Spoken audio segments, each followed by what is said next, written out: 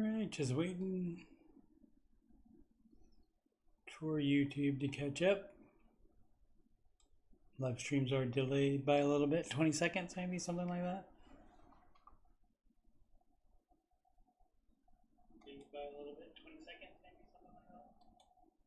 Alrighty.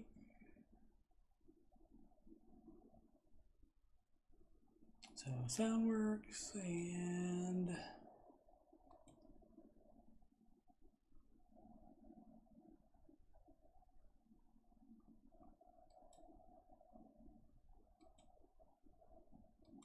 turning that on.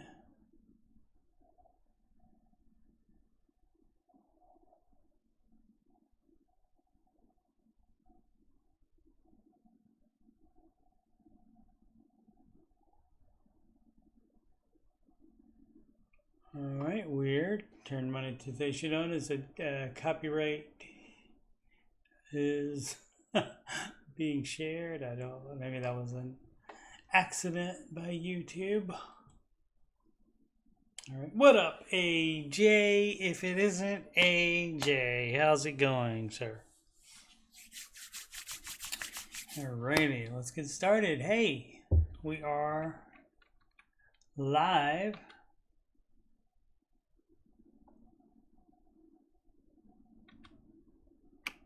From Cabot, Arkansas.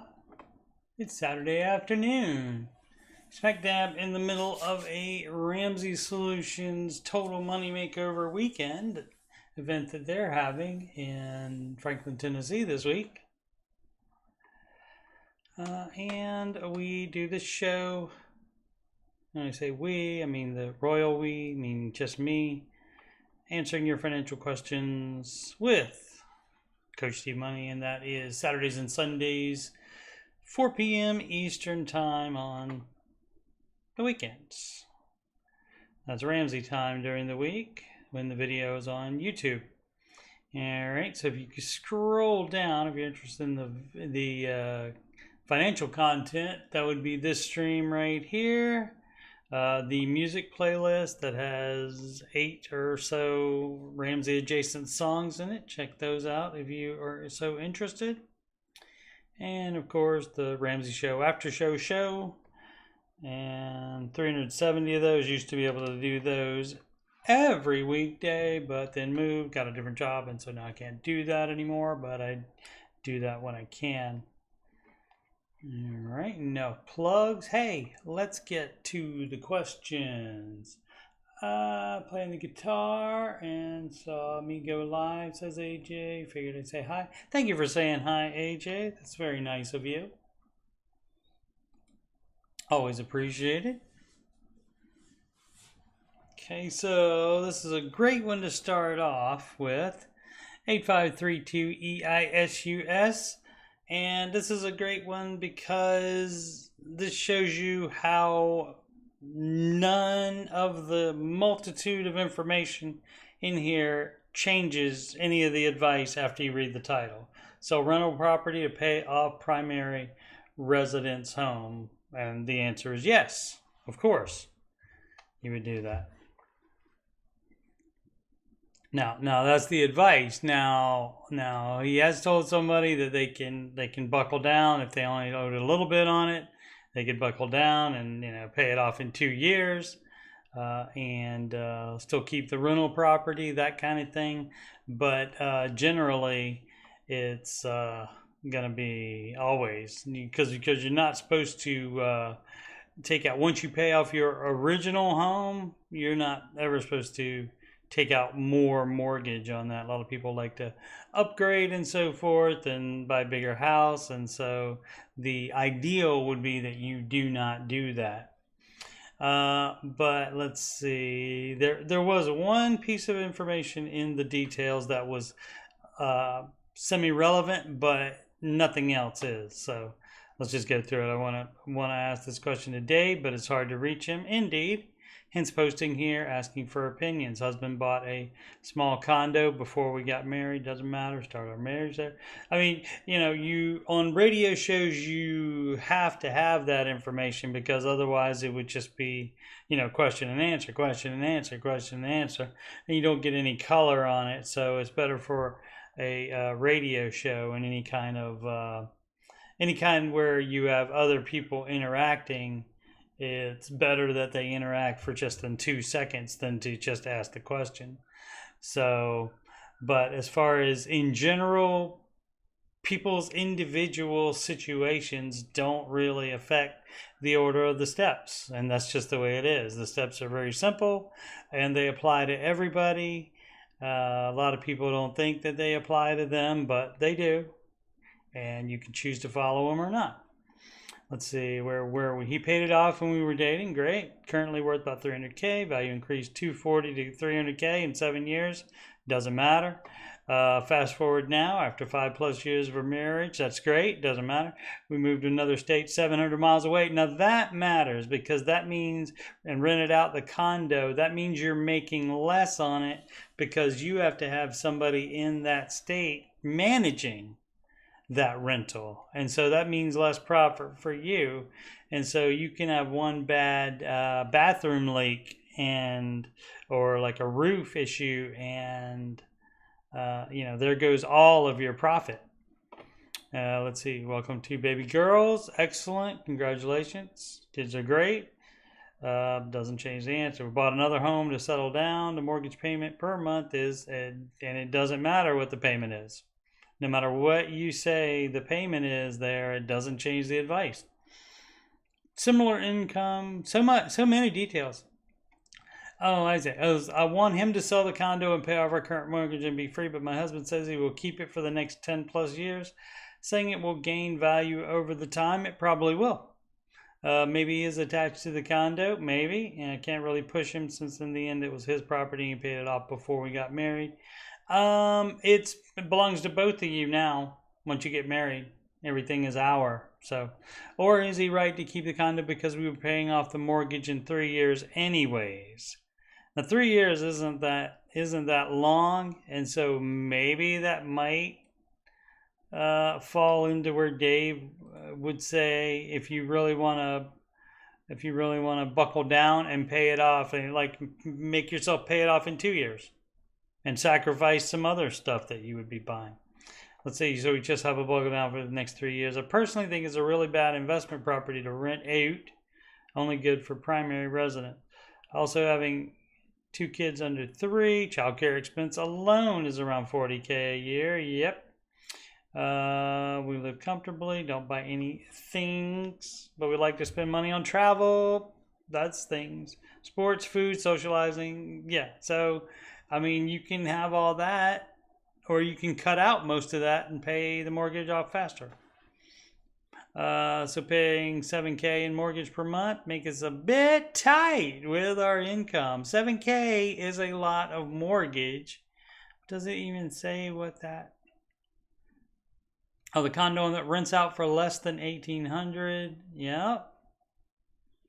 HOA, $500 a month. Yep. Tax, $4,500 a year. Yep. Property management fee. We barely make anything with this one. Right. And so, granted, over time, that could possibly change, but you living so far away from it and having to have a property manager for it, that takes all your profit away. So that's why it's not even worth it. So yeah, you would sell that generally and take that off. But I have heard I can't remember if Dave has said that, but certainly some of the other hosts have said, if you can buckle down and pay it off in a couple of years, then keep it and do that. FYI, the $700K put towards the current home came from him, his family, so I'm very grateful. Also, I try to let him do whatever he wants to with the condo. Well, but you're not now. You're complaining on Reddit that he's not doing what you... He's much better at money than I am, after all. Well, is it right to keep the condo or sell and pay off current mortgage? If selling is better, how can I convince him? Well, that is between, basically Reddit's name is Paul, and that's between y'all. So you know him better than we do. You know better, like what might convince him than we would. But it's just that it's not making any money now, and since you live so far away, it may never make enough money to justify the property management fee on that. So a lot of people will just blindly say, "Oh, you don't ever sell real estate." False. You do. So you can say, so a couple things. So I'll take it back. A couple things in that mattered, but 99% of this post doesn't change the advice. So let's see. Midwest Boy 34. Was there ever a follow-up call for the widow getting foreclosed? I'd love to watch it if there was. No, and that is the problem with the Ramsey show and other shows like it, that where, because they don't there's no follow-ups. They may keep track of some people and keep in touch with some people. No, they definitely did that before, because some of the debt-free screamers were featured on. They did like an extra video on them about their entire story, and included it in Financial Peace University.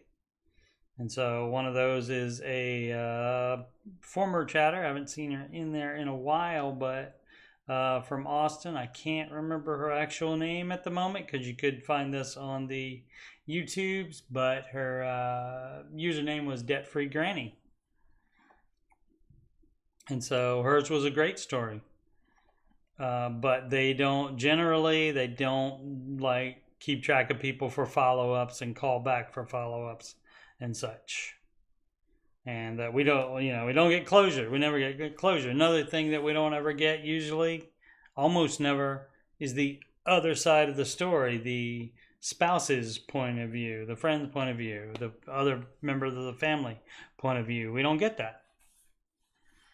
Winter chicken dinner. My child is college or high yield savings account. My child is going to college and I have the money set aside to pay for the 4 years. But the question, do I pay the year off, or do I take the loan and pay it off before interest kicks in while letting my money grow at an HSA? No, that's debt leverage. You do not do that. You have the money set aside for a reason so you can pay it. Why do you want to involve a bank? You don't need to. Safe Baseball 4251. Mom, 60, female, wants to lease a truck for my grandparents in their 80s in my 35 female name. No, we don't do anything in anybody else's name. No, you do not buy anything with anybody except a spouse. You don't buy a house. You don't buy a car.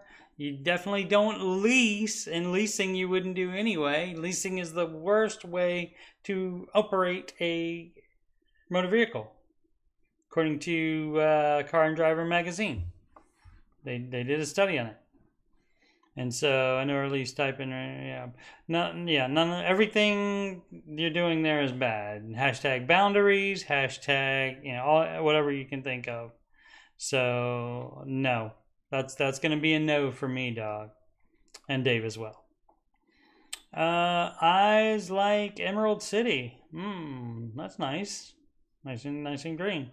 Trying to find information on how to split up my new 401k. Well, here's how you do it. And Dave has plenty of times where he said this. You could easily find this on the YouTube. You split it 4 ways. It should be 15% of your gross income while you still have a mortgage.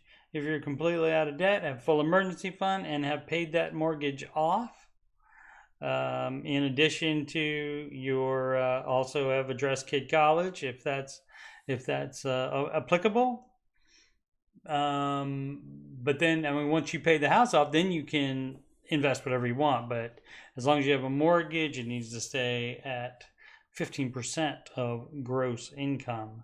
And so of that 15%, you put 25% of that. It's a four-way split of that 15% into small, mid, large cap, and international managed mutual funds. And why managed over the index?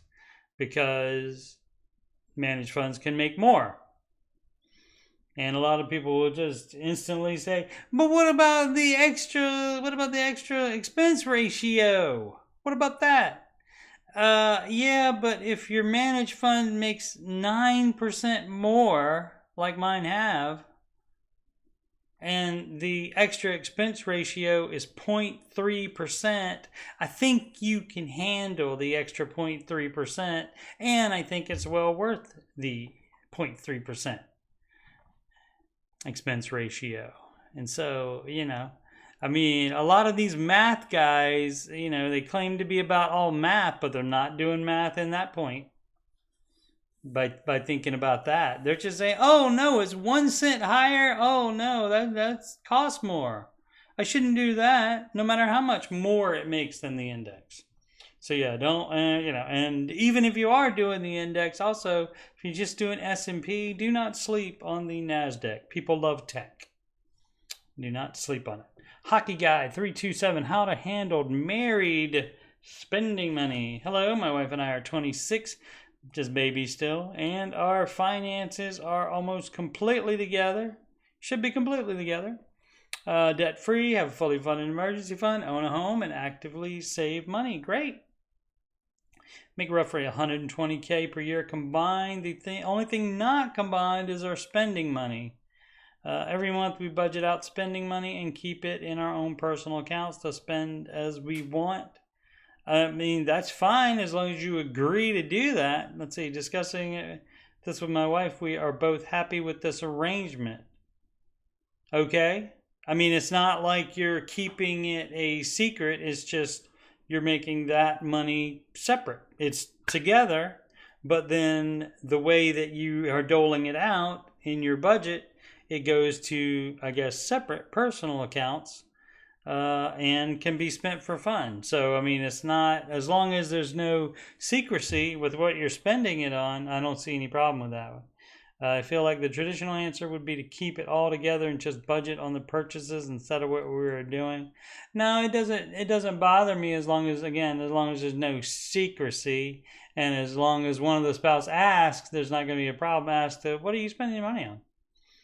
But the whole idea is that it's fun money, and so it doesn't matter if it's something stupid or not. Obviously, you wouldn't want it to be on, a dating site or something worse than that kind of thing. Let's see, somehow hurting our finances, making these fun money decisions together. No, I mean, because that's why both of you would have a different amount or the same amount.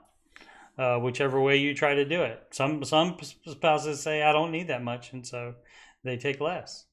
Let's see. Added context, keep the main post short. My wife would agree that she struggles with a shopping addiction. Serving her own account with her own money makes her more accountable. All right. We're given an equal amount of spending money, even though we have a pretty drastic difference in income to keep it fair between us. Okay. We also have a joint account that pays bills, etc., etc.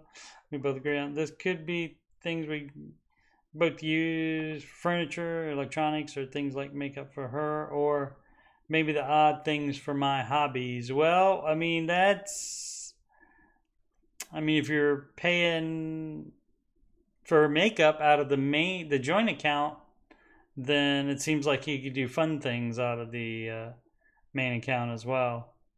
But if by having it in a separate account, then she knows how much she can spend on her shopping addiction. If that keeps her within that amount, then I don't see a problem with it. Again, as long as there's no secrecy, that would be the problem. When we spend that money, we have to both agree on the purchase first. Oh, I see. Out of the joint account. Yeah. What do you think about this situation? Sorry to be so long-winded. No, like I said, I think it's fine. It should all be combined, and it is until you say you can have this much and you can have this much for fun money, and then you don't really need to know what the other spouse is spending their fun money on, but it should not be, like I said, it should not be any kind of secret issue. Shouldn't be any secrecy to that.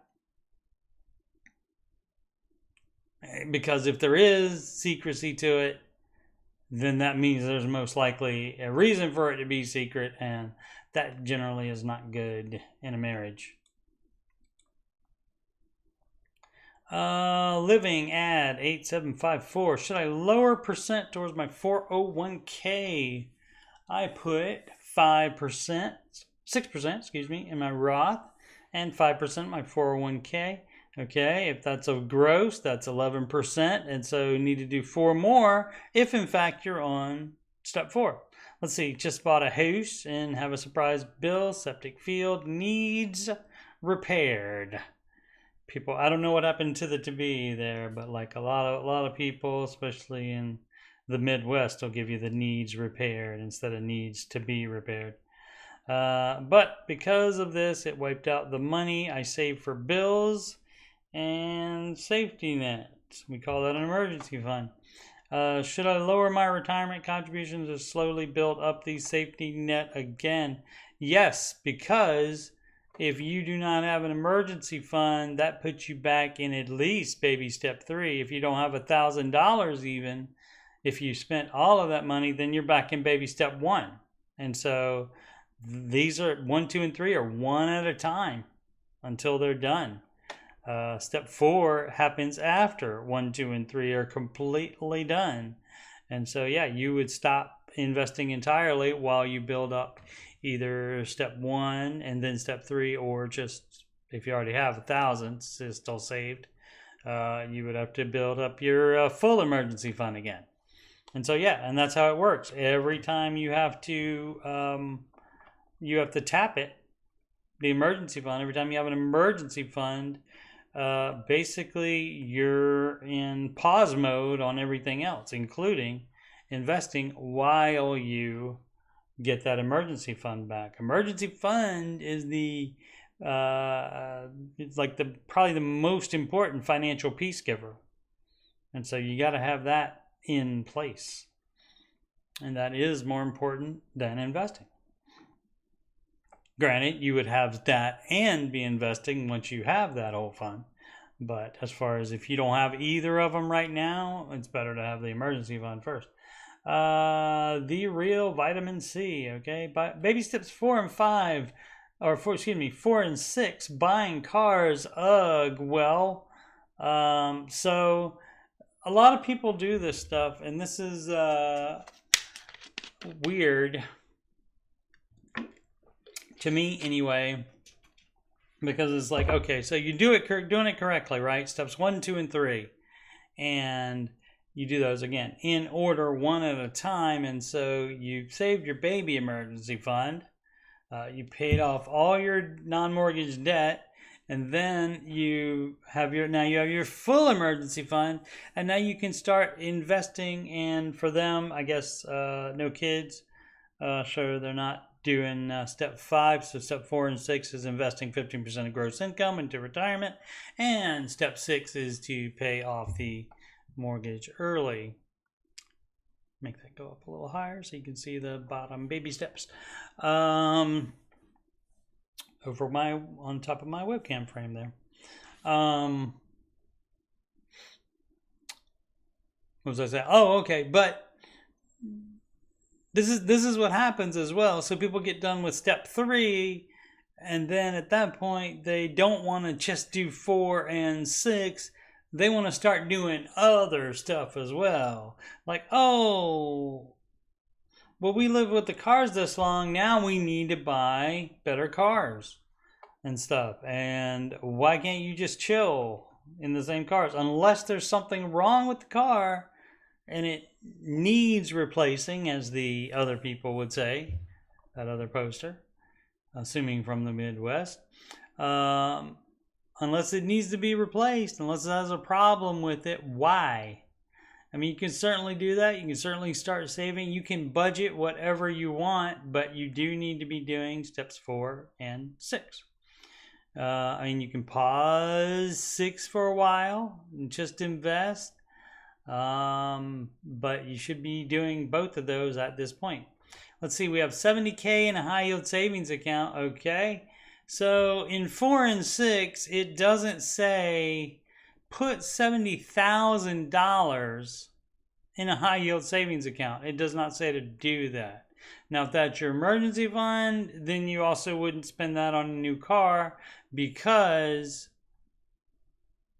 new cars are not an emergency. You don't need a new emergency car. Also, you don't buy a new car unless you have $1 million net worth. Let's see, 70K in a high yield savings account. Right, and you should not do that. That should be on the mortgage. Are trying to figure out what is best to do with this money while we wait to buy new cars. Both our cars will be crapping out in the next year. How do you know? Or 2, it's hard to say exactly. So this is justification station here for, I want a new car. I have a 2013 Honda Fit. Mine's 8 years older than that. Has less miles though, fewer miles. And my husband's car is a 07, so he's almost got legs, with 195. Both have been great cars for us, but it's hard to predict when they may need to be replaced. It was hard to predict that 2, 3, 4, 10 years ago as well, right? But why now? See, people start bringing up stuff that isn't logical. I mean, you saying it's hard to predict it. Yeah, it is. It is hard to say. We don't know. And you don't know that it won't be fine for 5 more years. You don't know that they both won't be fine until you have the house paid off. So you don't go on a thing like that. Now, if you want to start a little sinking fund to replace it, but it's not going to be $70,000. That needs to go on your house. His car is one expensive repair, in my opinion. Yeah, are you a mechanic? You don't know. From just saying screw it and scrapping it. Yeah, and that might be dumb if it's a cheap repair. So you just want a new car. Admit it. That's all. I thought last year it'd be done for, but it wasn't. See, you were wrong then. You could be wrong again. See, the idea is to not be dumb and just say, "Oh, we gotta buy this now." When it's not a necessity, you don't need it.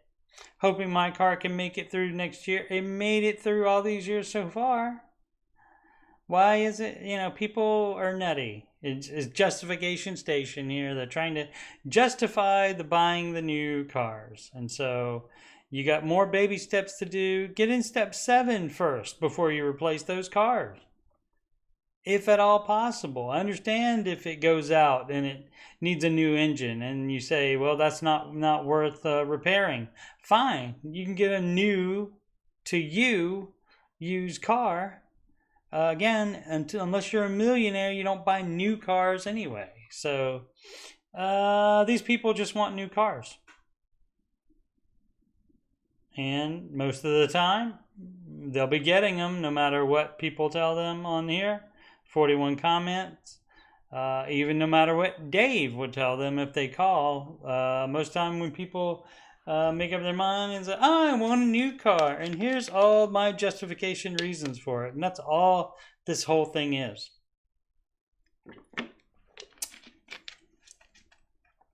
But next time what I would do is leave out the stuff that gives me the ammunition, which is will be crapping out in the next year. I mean, you could just stop the sentence right there. And I would still say you don't know, you have no idea, but you actually saying or 2, it's hard to say. And yes, darn right it's hard to say. You don't know, you just want a new car. It's hard to predict when they may need to be replaced, right? This requires one expensive repair, in my opinion, from just saying screw it and scrapping it. See, that's an individual decision, and that's one that could be made even if it's not an expensive repair. If you just take that as an opportunity to buy a new car, which is what you want to do. Just say you want to buy a new car. and we're trying to justify it, which they're trying to do. I thought last year it'd be done for, but it wasn't. Again, yeah, see, you got to leave all that stuff out to not make it so easy for me to say you just want a new car and you're trying to justify it. 2 new cars at the same time. It's all that's the way it happens too. It's always both spouses have to have a new car at the same time. Ridiculous. Spang 713 says balancing wealth accumulation with funding quality of life today. Okay, well, this is a balance definitely between that. And it's your money, it's your life. You do get to decide that balance. The idea with the baby steps is that you give up the quality of life temporarily for a hashtag season while you get your financial crap in order. And you get further down the baby steps. And then the further you go down the baby steps, then you can start budgeting. So it's still intentional. You're not just spending money willy-nilly. It's intentional spending of, we're going to go do this fun thing. We're going to go on vacation and stuff. Yeah, but you're not doing that in steps 1, 2, and 3. You're not doing that. So let's see. Was thinking about the data, energy, and other spends pursuing knowledge and strategy around getting, growing, and keeping money in our position. Had to ask myself, is it worth it? Yes. The energy you and others spend on pursuing knowledge, you just use the internet for that. That doesn't cost any money. That's only your time. Your time is free. And now you're not laboring day after day reading stuff from the moment you get up to the moment you go to sleep. So, you being drama. You're being a drama queen there. So let's see. Let's read the rest of it. Is it worth it? Kind of has a feeling of hoarding behavior. Maybe just trying to justify having quality of life today. That is a big thing, and that is why most people will not do the baby steps. They will not take Dave's advice. Most people will not do that because they will not tell themselves no. They will not sacrifice today to make for a lot of better tomorrows. They will not do that. And so it's your life, it's your money. That's not the advice here. And if you decide to do something else, you don't have to run it through Dave's advice. You can just do it without doing that. You can just do it without posting it to the Reddit and getting other people's opinions on it, especially people that already made up their minds, like the other ones that they want new cars, and they just don't say, we want new cars, which they should. Let's see. They should say it. They shouldn't want them. Let's see. It kind of has a feeling of hoarding behavior. Yeah, a lot of people will say this too about, that's not Christianly. That's not, not Christian behavior. Stuff like that. And that's crap too. Because there's a Dave often quotes a Bible verse about what is, something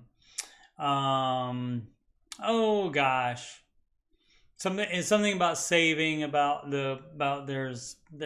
like saving is good or something like that is the obviously the not the standard Christian version of the Bible. Maybe one of the hip cool ones of it would say that, but no, it's something like it's something about stores of something are basically saved, and that it's wise to do that. And so that is a biblical scripture.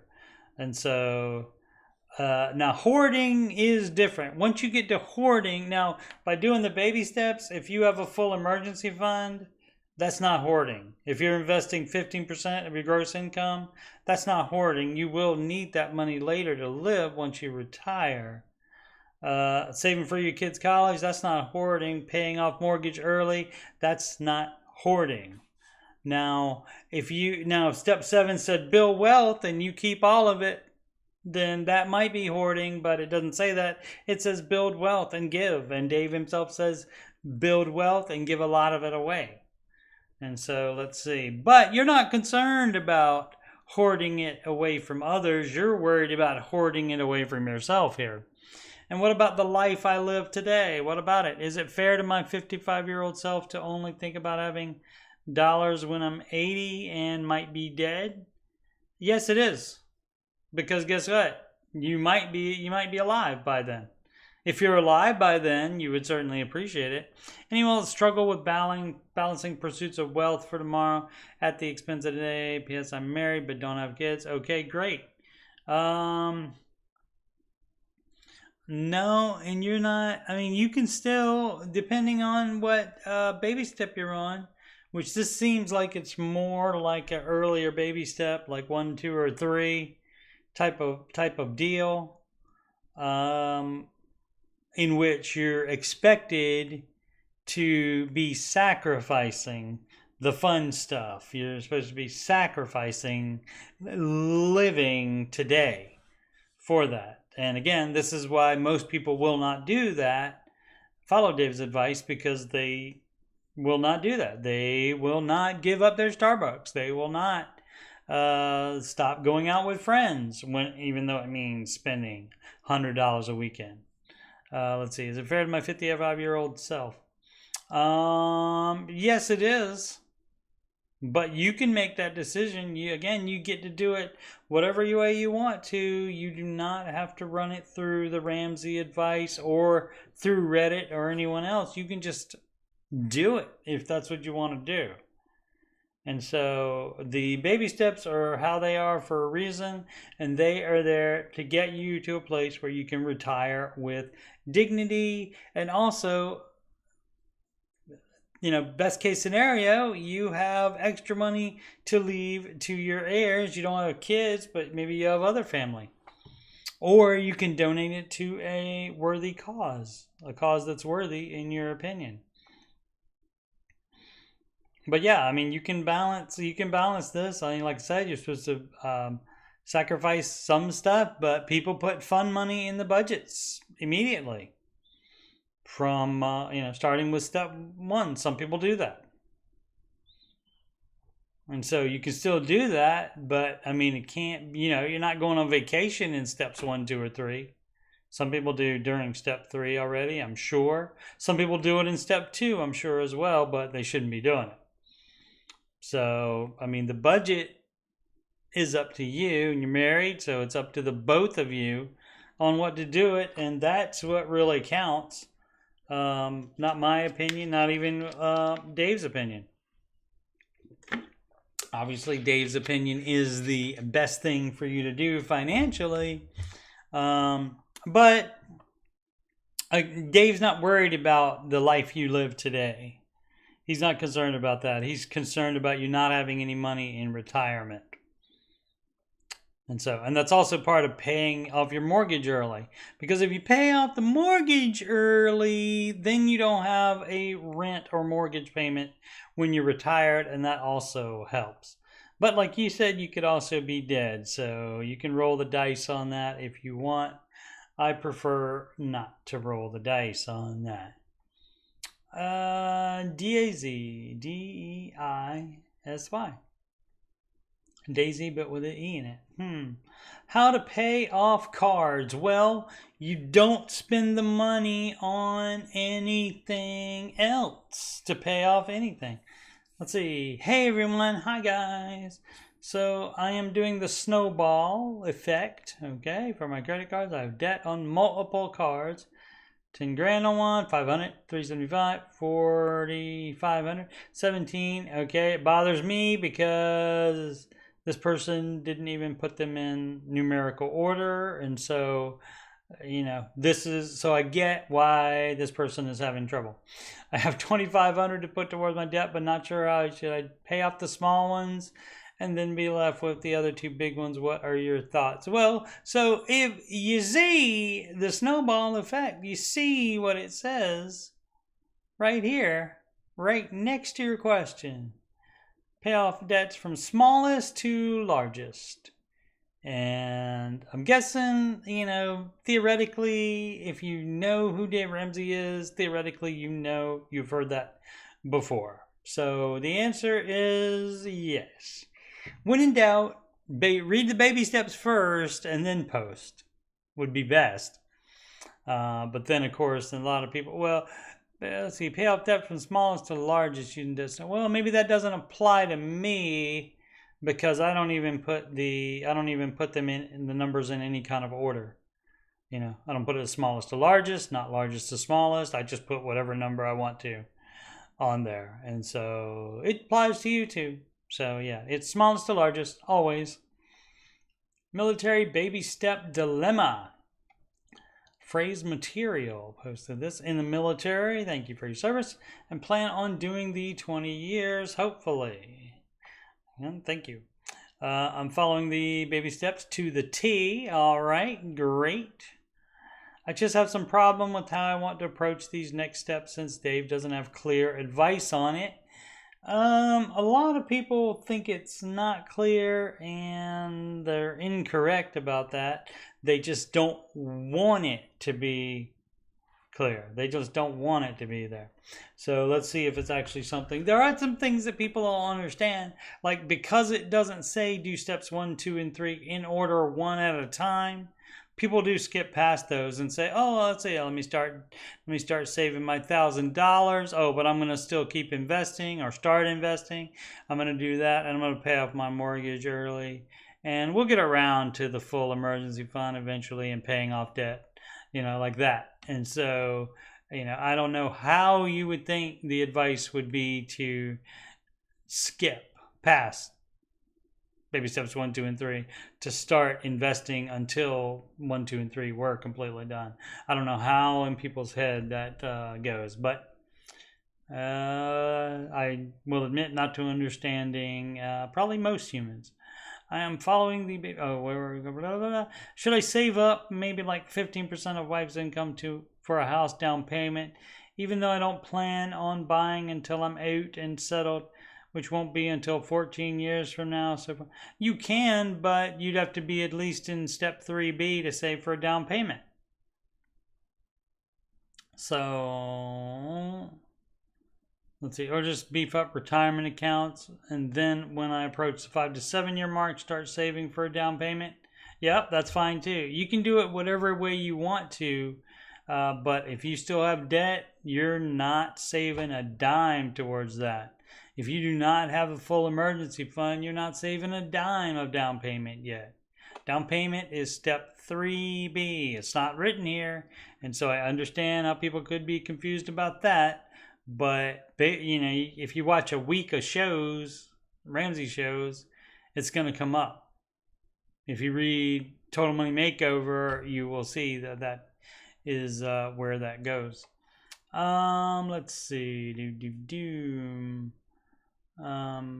Beef retirement accounts. I don't want to buy a house while I'm being deployed, probably, which is smart. While I'm serving due to constant moving, as this goes against Dave's advice. That's good. See, he knew that part of it. Also, don't want to become a long distance landlord. And see, again, that doesn't. Oh, baby step 3 is done, by the way. Okay, great. So yeah, you can start saving for a down payment whenever you want. That's up to you. But you're also supposed to be investing. I mean, that is up to you as well. You can up to 3 years, you can be out of investing while you save up a larger down payment faster, but you don't need to be. So yeah, I would concentrate and do it. A lot of people, they get the 1, 2, and 3 done, even if they understand that's how you do that right. And then after that, they want to do everything else all at the same time, which 4, 5, and 6 is done all at the same time. But then they want to add 3B to that, which is a down payment. They want to get cars like the other people, et cetera, et cetera. And so they want to do everything all at the same time. So you can't do everything because the money is limited. So you can only do a few things. So like I said, since you're not buying yet, I don't think you need to do that. You could start saving a little bit at a time for house, but if you have money left over. So let's go through the baby steps here. So they got step 3 done, and so let's for fun, let's just say $10. $10 a month they're going to put in high yield savings account for a future house. Okay, and baby step 4. Since they're only putting a little bit, so then they can do the 15% of gross household income into retirement. Doesn't say anything about kids, so we'll assume no kids, and they don't have a mortgage, so they are in step 7. So he can invest whatever he wants, but again, as soon as you decide you're going to buy a house, you should only be investing 15% at most. So he could invest more than that if he wants to.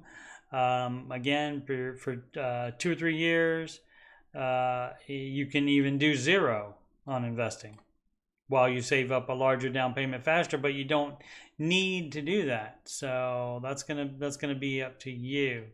Probably the best thing to do would be, as I say, maybe just put a little bit in at a time right now for the down payment in a high yield savings account. Or if you know it's definitely going to be more than 5 years, you can even put that in a brokerage account since you have more than a 5-year window, of course. And so that would even make more than the high yield savings account. And so so I would invest the 15%, and then anything that's left over, you can put in the house down payment fund.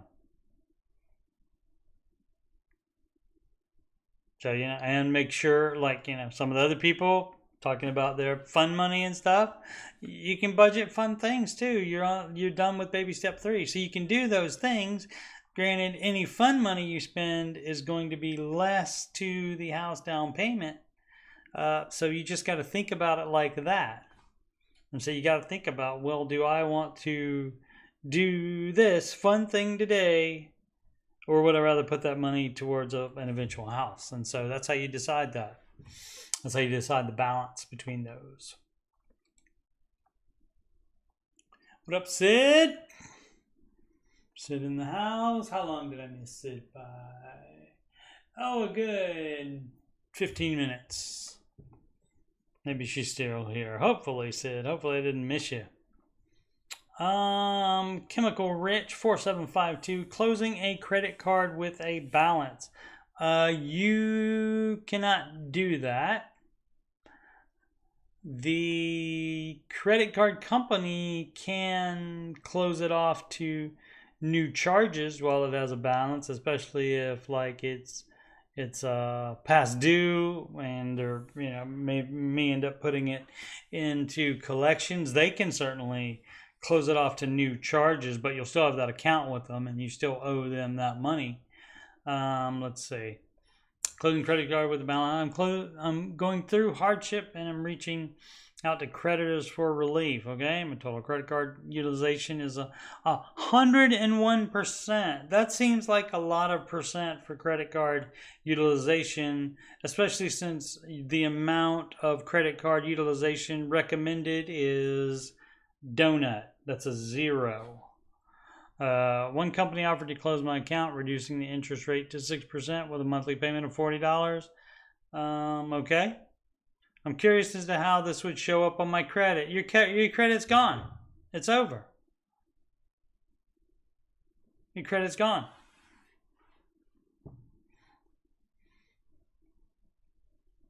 I mean, if these are late, lower credit. The account's being closed. That's lower credit.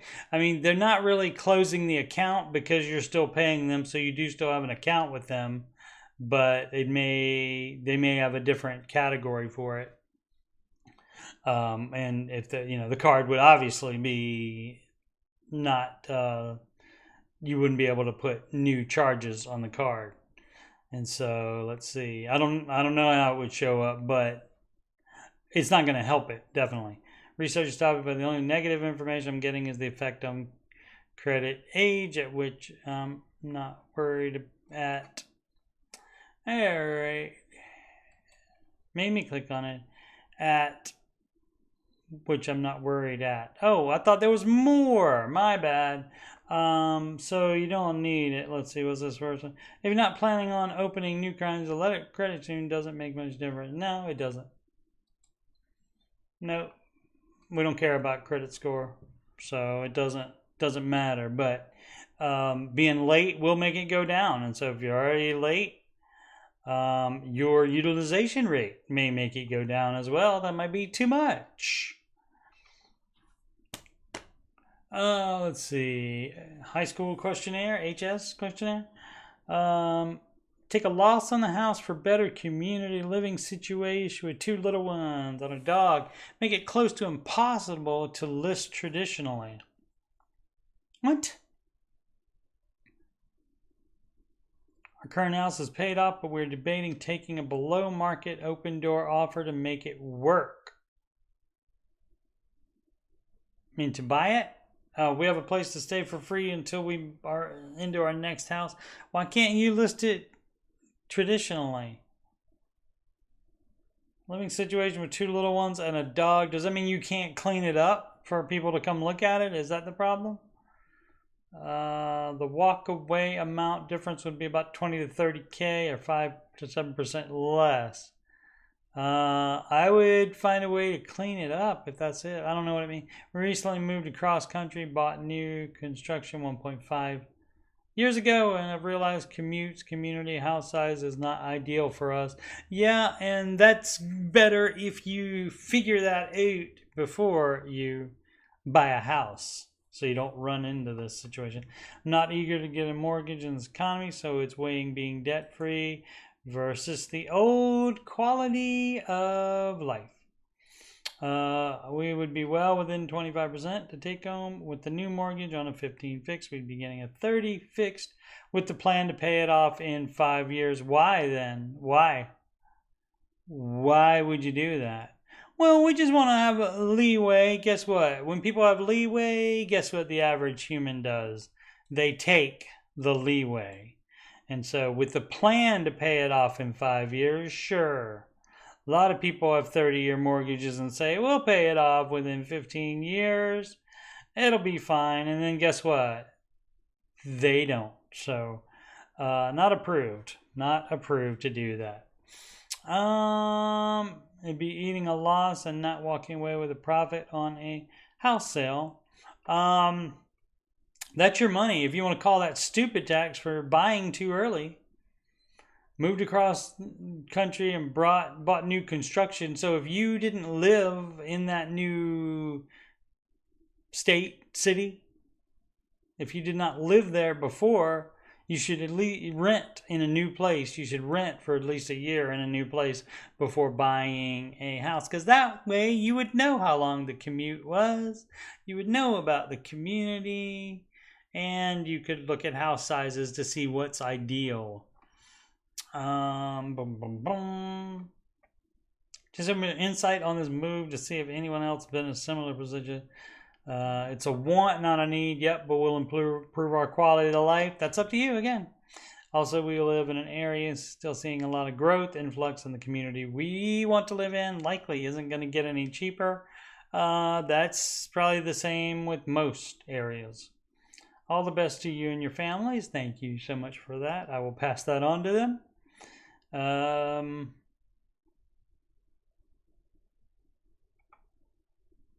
So you're going to move back to the previous area. A lot of like things. Seems like a couple sentences you would think would be in this are missing. But I'm assuming moving back to previous area. Are you going to do it again with a different area? And so then, again, you wouldn't repeat the mistake and buy again. You rent there for a year first. Alrighty. But yeah, you can call that 20 to 30K less. You can call that stupid tax. But I don't know what this living situation with 2 little ones and a dog make it close to impossible to list traditionally. Listing is fine. That's just something your realtor does and says, hey, this is for sale.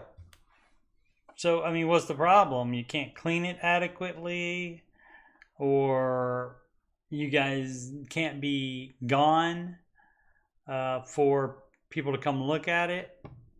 You know, all that can be done by appointment. So I don't really get why it's impossible to list traditionally. So I would need clarification on that.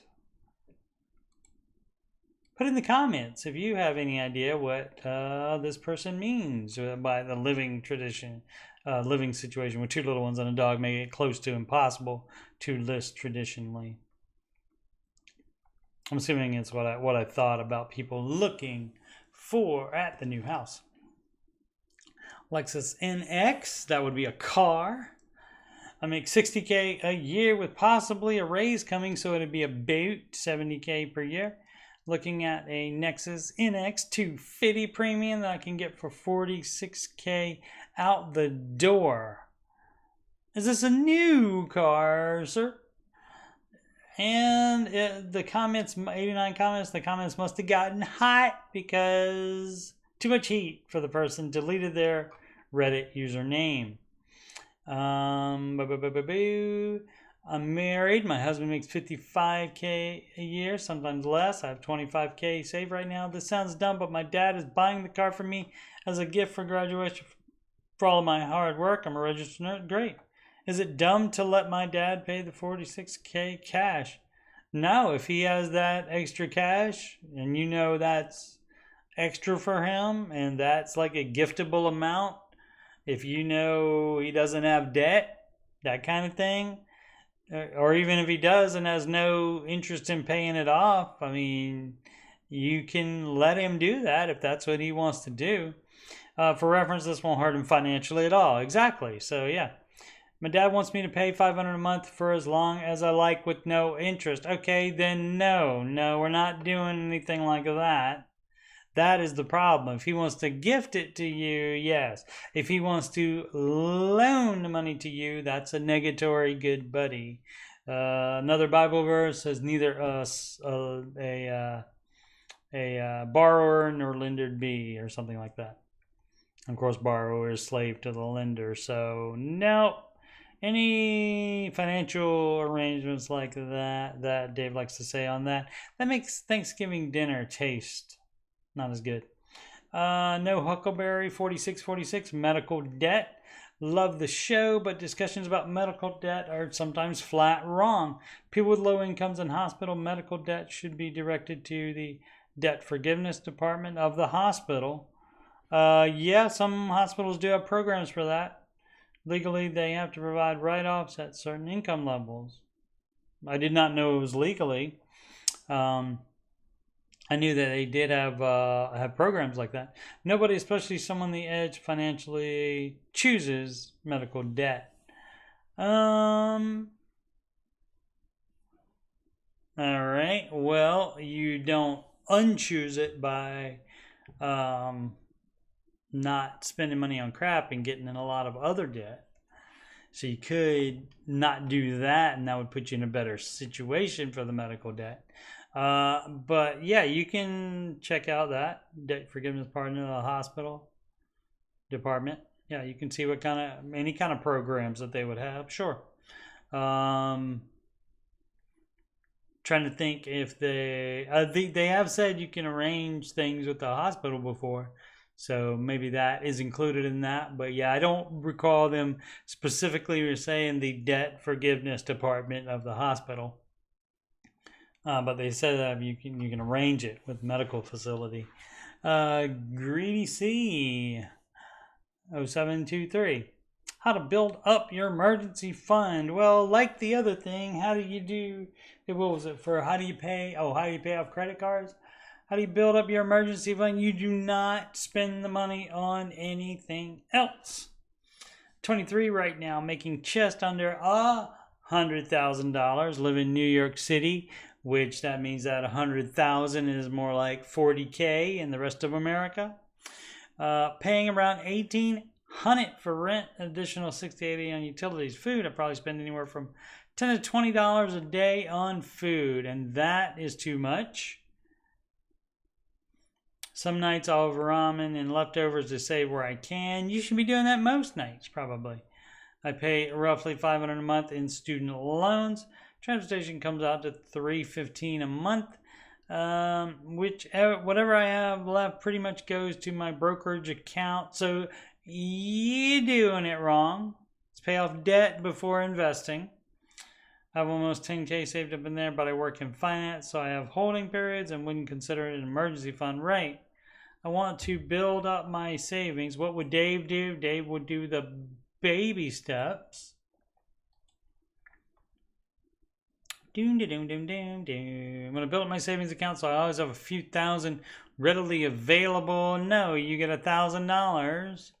Let's check out the baby steps. And they are numbered in order for your convenience, so you don't have to look around. They didn't put step 1 at the end to make it difficult for you. It's right here at the top. Let's save $1,000. Start an emergency fund, and that's all you have while you are doing step 2, paying off all your debts from smallest to largest, and then include your student loans, sir. Let's see. What about so if you growing with a good interest rate? I have a savings account yielding 4.35%. You're doing it wrong. Matter of fact, let's get the.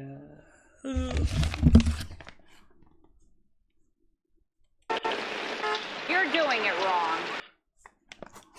Yeah. Doing it wrong. And why not?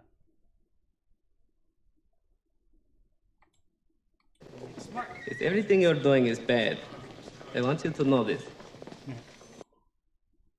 Watched Ghostbusters, what's it called? Frozen Empire last night. It was excellent. Highly recommend. So any advice on how I can build this film? What would you do? I would do the baby steps in order. It's right here. It's right here. Maybe you've heard of Dave Ramsey, the guy whose subreddit this is about. Not run by Ramsey Solutions, run by fans, but it does have his name on it.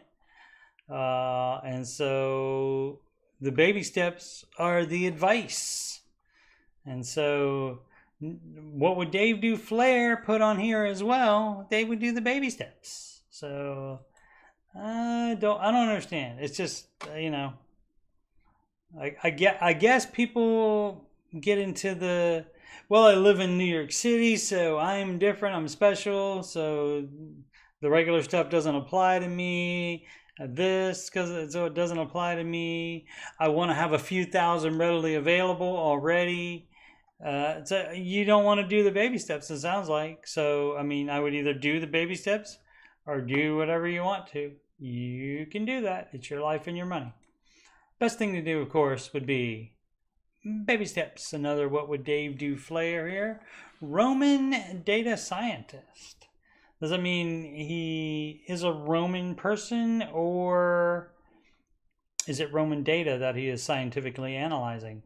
Best bank for real estate investor and business owner. What? LOL, I'm having trouble with my big box commercial bank. I don't like the phone hold times. I'm being treated like a second-class citizen. In my day, you could go to your bank and you would know the guy. Let's see. I own residential and commercial real estate, and my checking balance fluctuates as I buy new properties through the year. I average 1 to 2 buys a year, so my account can really swing highs to lows. You might not want to go that low, sir. What's a good bank that has solid checking account with good interest yield and customer support? Ideal bank would also be game to help me get loans for property deals. And that's a negative. What would Dave do? He would not get loans for property deals. You're doing it wrong. Bonus points for credit card options. Yeah, Dave would do none of that. That's dumb. That's dumb to put what would Dave do on here for that. That is so dumb. Important emphasis 12. Virtual versus in person.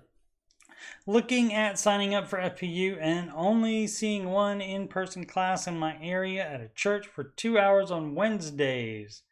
A lot of virtual classes, but I wasn't sure if there were any comments or opinions on in-person versus virtual. With virtual, is it as personal still, or is it more lecture style? I'm leaning towards in-person just to block out the time, and now we put in the time and also possibly more easily to talk to other people in the class. Yeah, you can do that. You can come up with, you can get financial peace buddies, but you can also do that virtual as well. It depends on you. It depends on the coordinator. I coordinated to, I should probably do that again at some point, 2 FPU classes before, and when I did it, it wasn't much different, I don't think, than it would have been in person. You may, some people may, and it's going to be different for some people. May respond better to it in person. Some people may respond better to it in virtual land. And so back when I was doing it, it was Pandy time where all the classes were virtual anyway, but mine would have been in anyway. And then you get people from different areas of the country and such. But no, I mean, I got both of my groups were really good as far as people willing to talk about themselves and ask questions and so forth. They were really open people. And so I don't think it would have been much different virtual than in person, but that's gonna vary by people. Some people love to be in a room with other people in real life, not just over a screen. And the Pandy really accentuated that. And it's like I said, it's great for some people, especially like shut-ins and introverts and so forth. But like I said, nobody in my classes really had a problem with participating. And we would talk for a long time. Even, I mean, one time we talked for I think an hour and a half after the class was over. Not everybody stayed, but most people did stay and just talked about just random stuff. And of course, some of the Dave stuff came up again. But me, I'm happy to talk about it at any point. So that is up to you as far as if you have that time on Wednesday nights. You can certainly do that, but virtual does work just as well, in my opinion. Again, it depends on the person that is doing it, and they may have a situation where they would prefer virtual or in person, or one of those would work better than the other as far as them getting the information, retaining the information, asking questions about the information, etc. Silverblade 529 versus IRA. Alrighty. Hello everyone. Hi guys. I'm a young engineer just entering the workforce. I am debt free, have a flush savings account, and I'm turning my focus to investing. Okay. Should I ever find myself out of a job due to contracting economy, it is my intention to return to school either for a master's in aerospace or enter law school. All right. Out of a job, let's spend a lot of money on education. I don't know that that's necessarily the smartest thing to do. Anyway, with that in mind, would it be better to focus on an IRA, a 529 account, or buying stock in ETFs such as SPY and Russell 2000? Well, if you want to do an index fund, if you're going to do that to save for going to school, Dave saves in uses the market for a savings account. And when he does so, he does an S&P 500 index fund.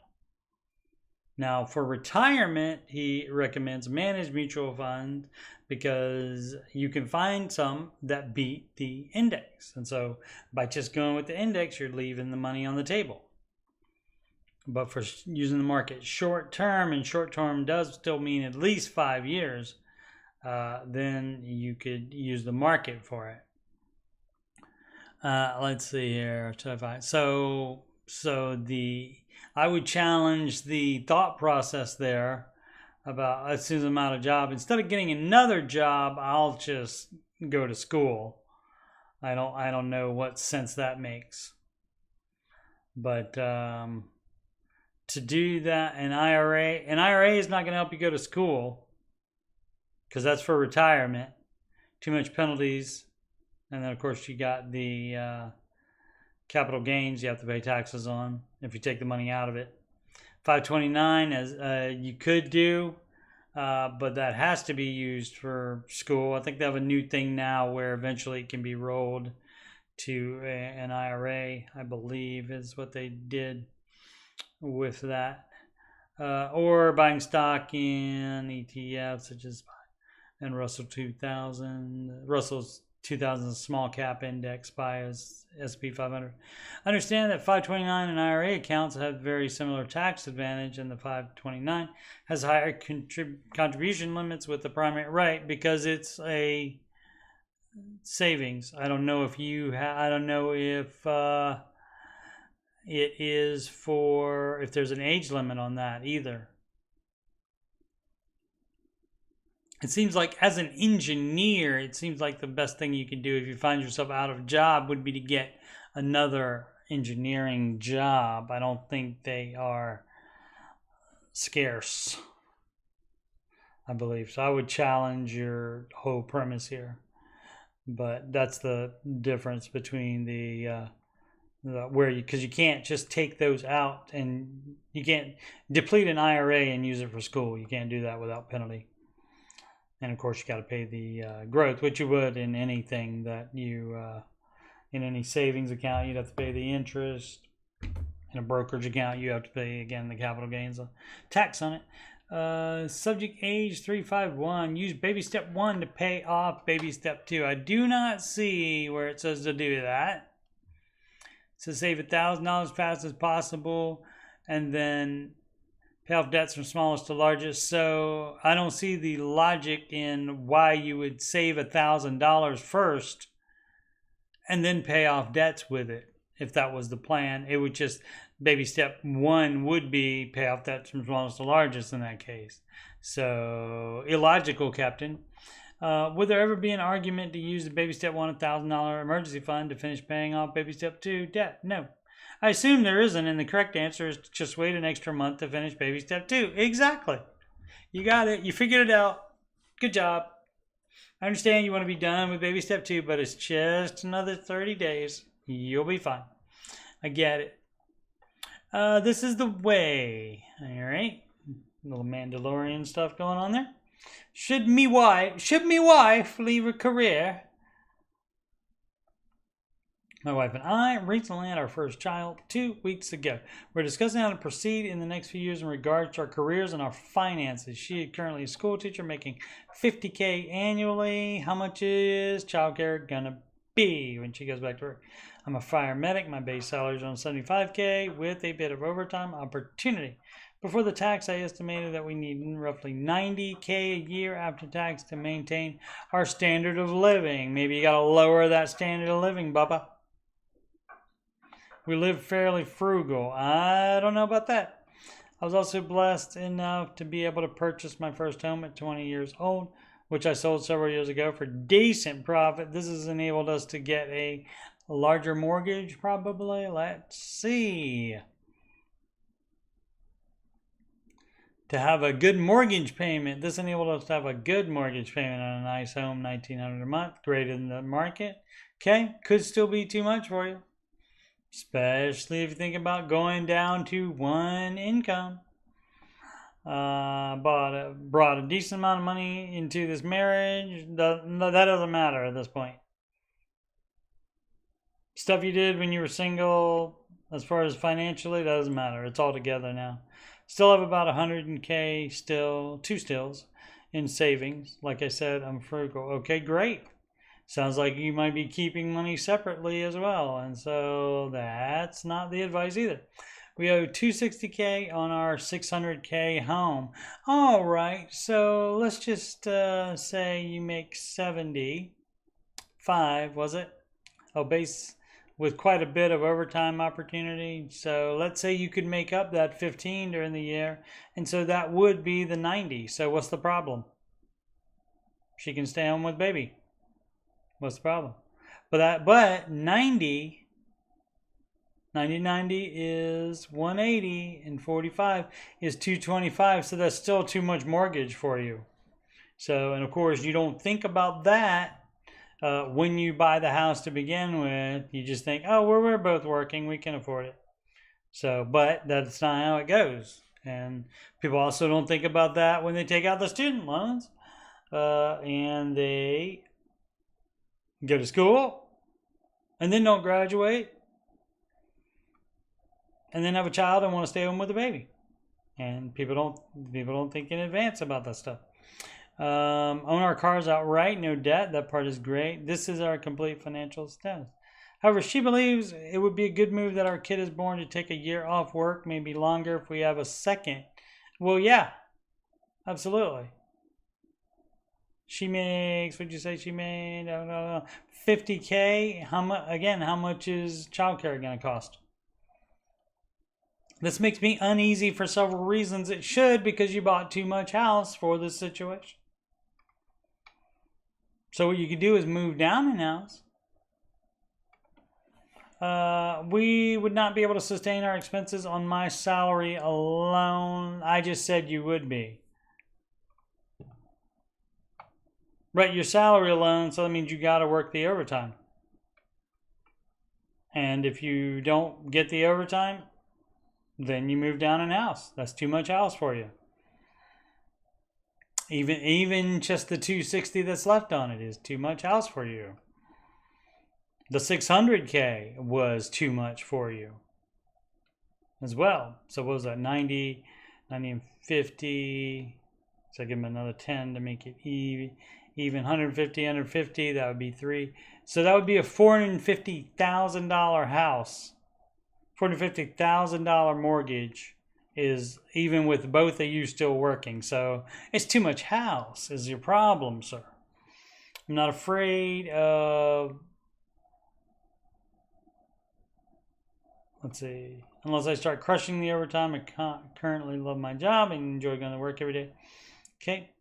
That being said, I don't know if that will still be the case if I start tacking on the overtime. Well, oh, you mean whether you like it or not? That's too bad if you don't like it. Not afraid of hard work, long hours. However, I've seen what it does to guys. Okay. You know, again, you got to think about this stuff before you get married. You have to think about this stuff before you have children.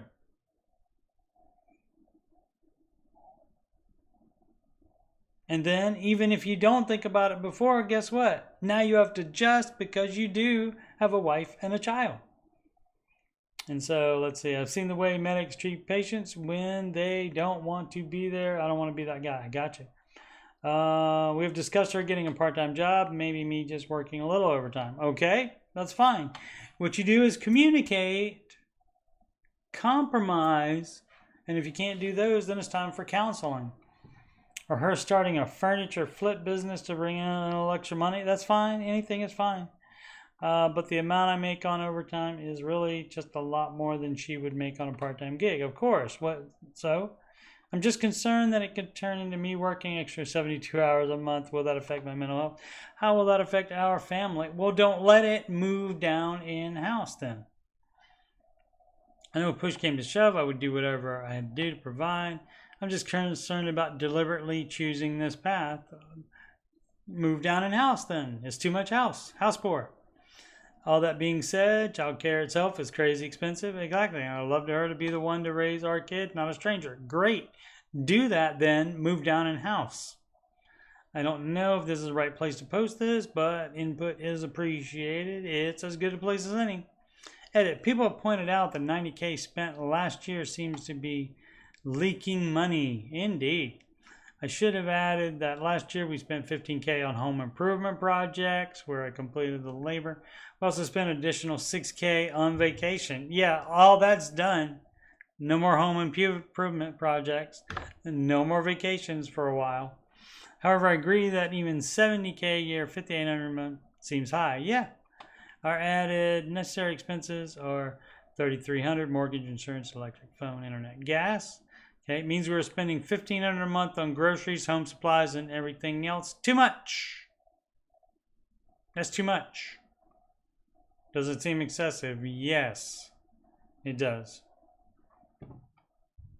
So, yep. So you can try, you can do budgeting, cut out, like, what is the $1,500 being spent on?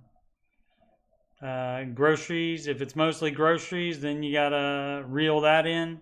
Home supplies, you reel that in too, and you also reel in everything else. You can try that first, but in general, you're house poor with only one income, and you're even house poor with both incomes, and you bought it anyway. So maybe you didn't hear of Dave Ramsey before that.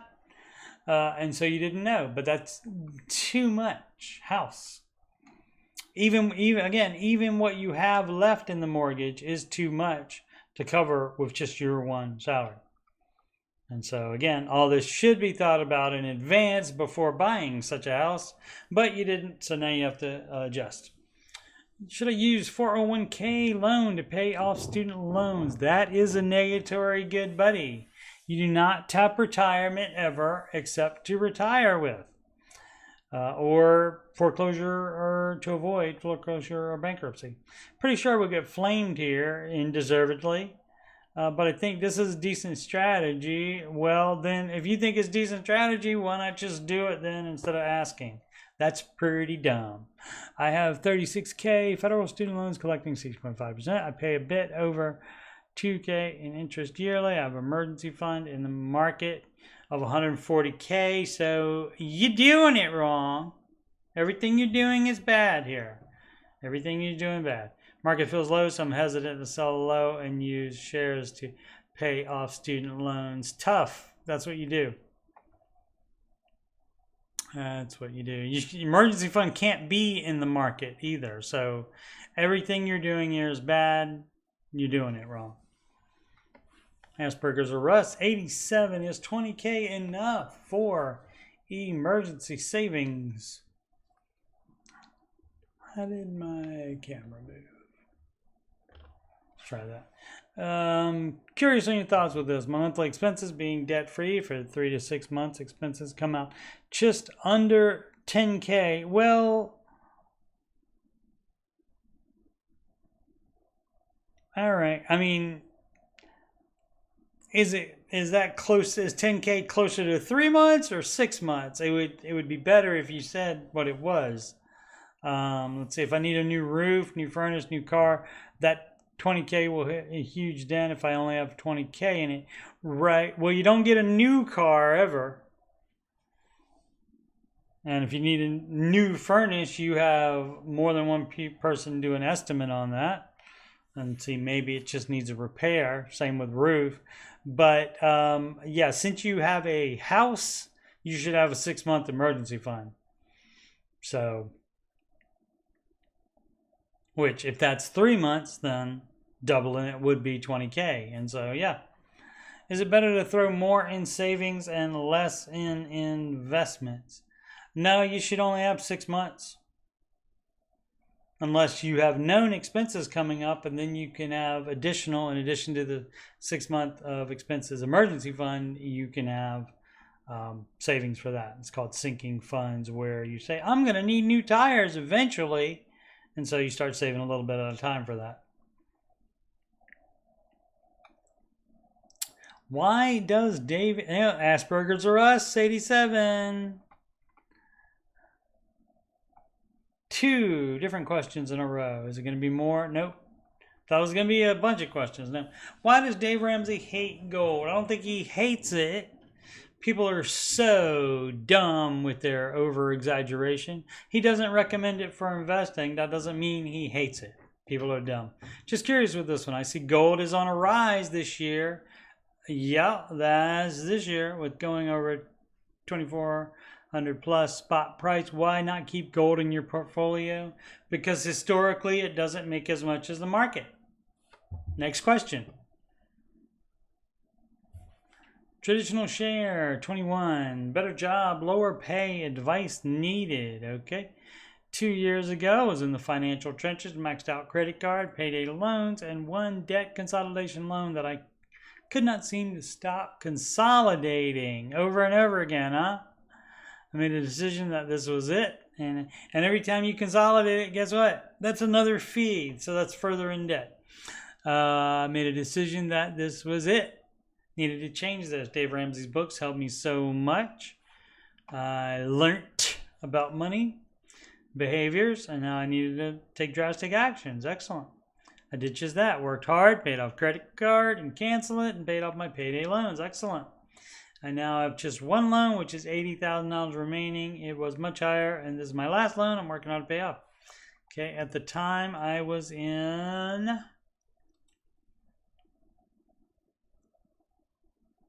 a toxic job, and I always take that with a grain of salt because people overuse the word toxic.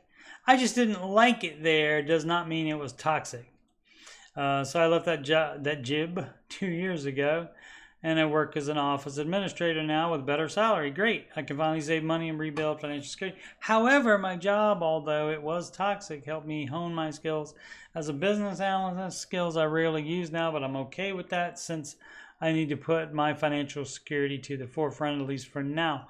So a couple of months ago, a friend referred to me a job opportunity in a different company. It's a higher position which uses my business analyst skills, but the pay is lower. It's like almost 10% lower monthly salary. I love the job prospect, but I'm terrified of ever being financially crippled again. My mom lives in another state, and I use the extra money to plan trips to see her and also to financially have a little wiggle room for my personal care. Things I could not really do when I was deep in the trenches. Problem isn't the new job, it's just that I feel it's not the right time. Then don't do it. If you want to do it, do it. You're the one it's your life. You're the one that gets to decide this stuff. And yeah, it could go either way. It could be really great, or it could be more toxic than the first place was. I want to focus on my financial security just as much as I want to my career. I just need some advice on what to do. Thanks so much in advance. You're going to have to make that decision, sir. None of us have to do that. And as I said, it could go either way. It could be great. It could be toxic, or it could just be like, eh. And so it's up to you if you would rather be working in that field for less money and also maybe having to change jobs again after that.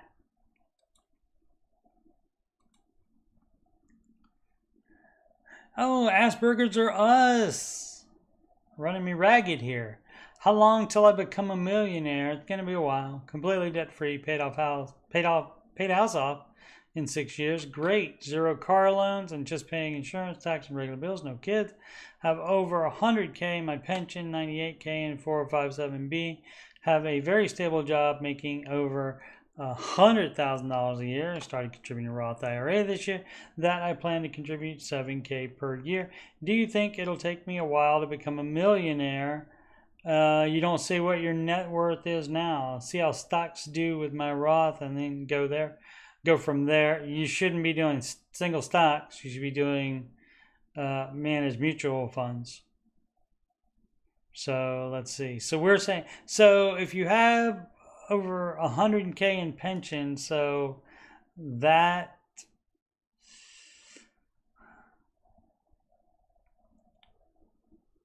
let's see if you would take that or not. I don't know how you would treat that. If you would treat that, no, I guess because that's 100K, and so even though it's making less than the market, and that's why Dave counts those as half towards your 15%. So that's about 200K now. So how long? Well, let's see. We have this here. Purchased a, let's see, what do we want to do? Did he say how old? Did not say how old. Let's just say 30. That may be young for the amount that he has, but it'll let us see how many years. Let's say 45. That'll show us what it does in 15 years. It might not be enough. What do we say? 200,000. 200,000 and no, that's 20. There we go. 200,000 already. So that's already making money, but the pension part of it is not going to be making as much. But we'll give them the benefit of the doubt here just for this exercise. And so it is, let's see. He said 7,000 a month divided by 12. That is $583 a month. That's why I have that in there already. An annual rate, let's just go with 10%. That's $1 million year is 2038, which is 2024. So that's 14 years.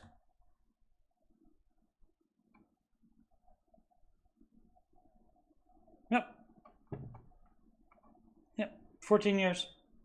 And that's only with doing that. Now, if you count that 100 as half, so that's going to make it like the pension, because it's not going to be making as much.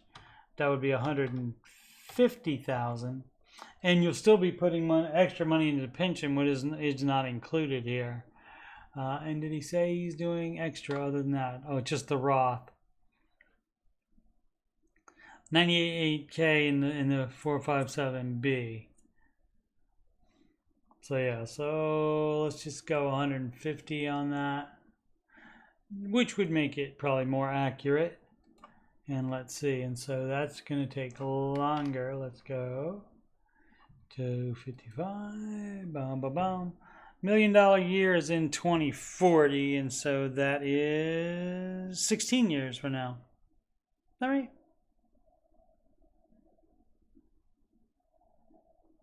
Yeah.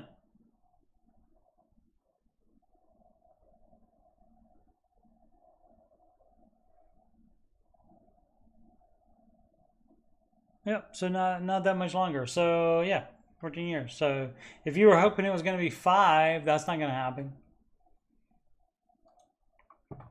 But cool. Let's see if there's any other questions from Asperger's. Nope. Pretty good. Alrighty. Full sends only.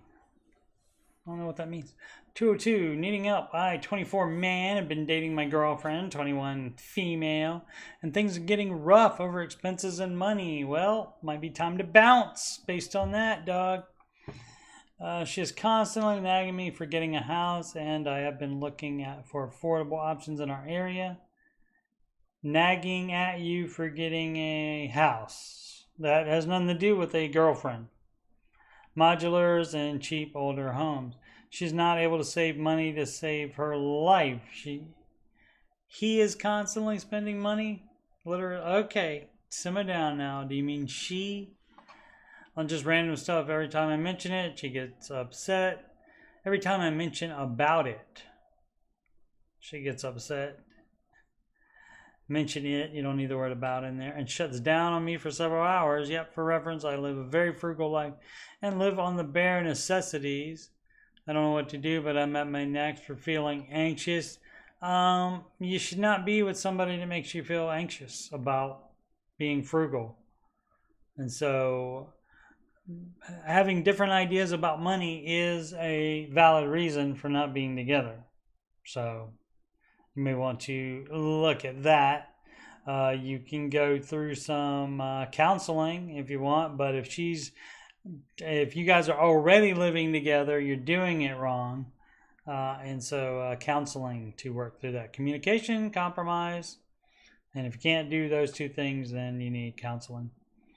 Chemical Streak, STRK. We're debt free.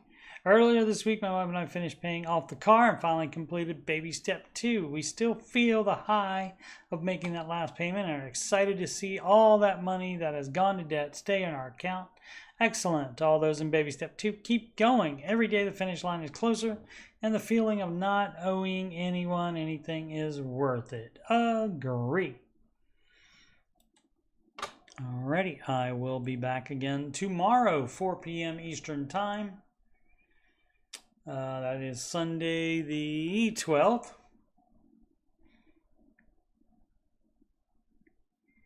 For answering your financial questions with Coach Steve Money.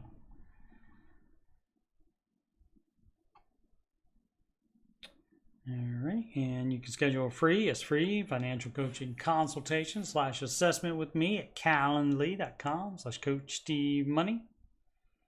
You can email me at coachstevemoney@gmail.com. And donations can go to paypal.me / Coach Steve Money. Alternatively, you can do Cash App, $ Coach Steve Money, or Walmart gift card, coachstevemoney@gmail.com. There's super chats. There's all kinds of stuff. So no shortage of ways to give me money. Upcoming streams, of course, this show, answering your financial questions, Saturday and Sunday at 4 p.m. Eastern Time. And the next Ramsey Show after show will be the next, not this coming week, but the week after that. I'll have a weekday off. And so I will do that.